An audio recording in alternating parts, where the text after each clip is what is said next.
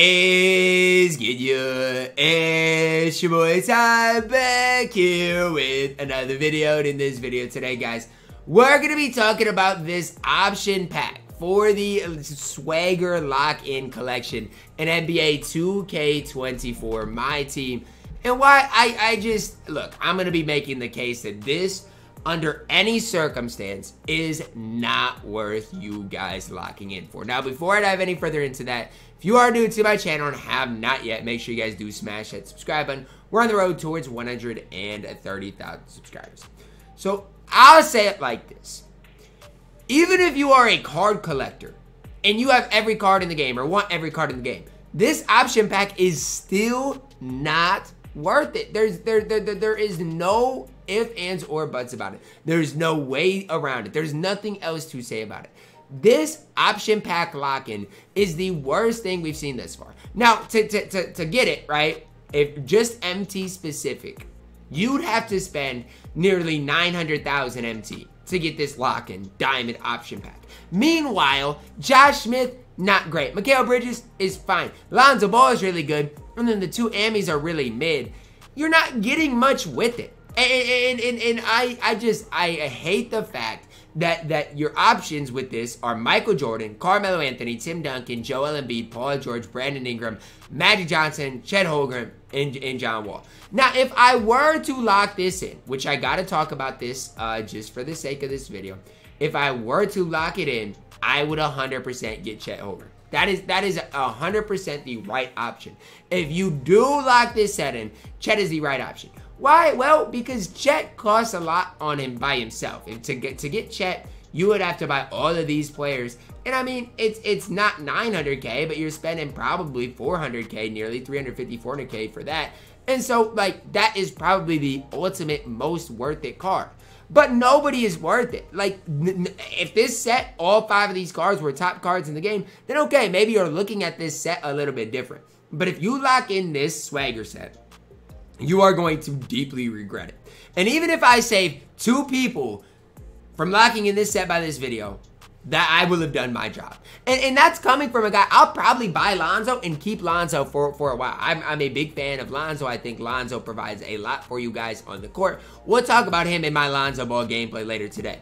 And even if you open packs and have a ton of success and pull all 5 cards, I still do not care. You can lock in the set, I don't care. Again, watch my pack opening video. I don't necessarily recommend opening packs.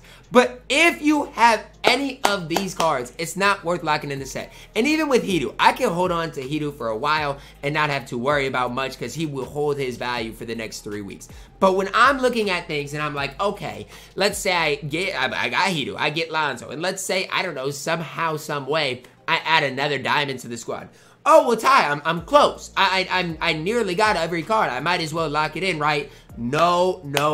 I'm telling you guys right now that this lock-in is the worst lock-in that we've ever had. And I would be like, okay, well, even in the agendas, you could, you know, get an Ami or a diamond from it. Not even. There's no grindable thing in anywhere. I mean, it's sad. And oh, yeah, in the Swagger, you can get, what is it? Probably some base pack. I guess you'll get 750 MT, which is nice, and a Swagger unsellable pack. That's all cool, but you guys got to realize, out of this Swagger unsellable pack, that's just the normal Swagger pack, you've got a less than 2% chance to pull a diamond and only a 6% chance to pull an amethyst. You guys do the math on that. That is not good. Is this Swagger challenge worth your time? Absolutely. I mean, you got to win the 3-minute. I guess you got to play the whole game, though. That's kind of lame. But it's probably worth you guys doing because it's going to be super easy to do. But I'm just saying, even if you pull an unsellable Josh Smith from that, don't think, oh, I might as well buy everybody else. No. Save your MT. MT is the most important thing you can have in this game. For the sake of the argument, guys, I'll say it like this. I've had to not spend money on this game outside of basically buying the Pro Pass and spending money on Shaq in Season 1. Outside of that, I've really not spent money on the game, I don't think. And my whole thing is this.